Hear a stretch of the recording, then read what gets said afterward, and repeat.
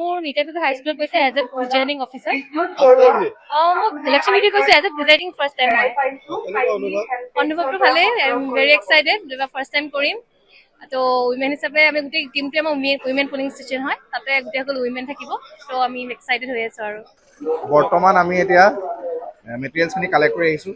তাৰপিছত আমি এটা নিজৰ নিজৰ পলিং ষ্টেচন যাম। আৰু জিলাখনৰ পৰা এইবাৰ 3টা সমষ্টিৰ পৰা 19 গৰাকী প্ৰাৰ্থীয়ে ভোট যুদ্ধত অৱতীৰ্ণ হৈছে আৰু এই ভোট যুদ্ধত অৱতীৰ্ণ হোৱা 19 গৰাকী প্ৰাৰ্থীৰ ভাগ্য নিৰ্ণয় কৰিব জিলাখনৰ 5,70,562 গৰাকী ভোটাৰে। এছেম্বলি ইলেকশ্যনত ডিমৌ হাইস্কুলত পৰিছো, 604 ভোটাৰ আছে বুলি গম পাইছো আৰু এতিয়ালৈকে মেটেৰিয়েল লোৱা নাই, লওঁগৈহে। অনুভৱটো ভালে লাগিছে বাৰু, আগতে কৰি ভালে পাইছিলে, একো বেমেজালি নাছিলে, ধুনীয়াকৈ সমাপন কৰিছিলোঁ।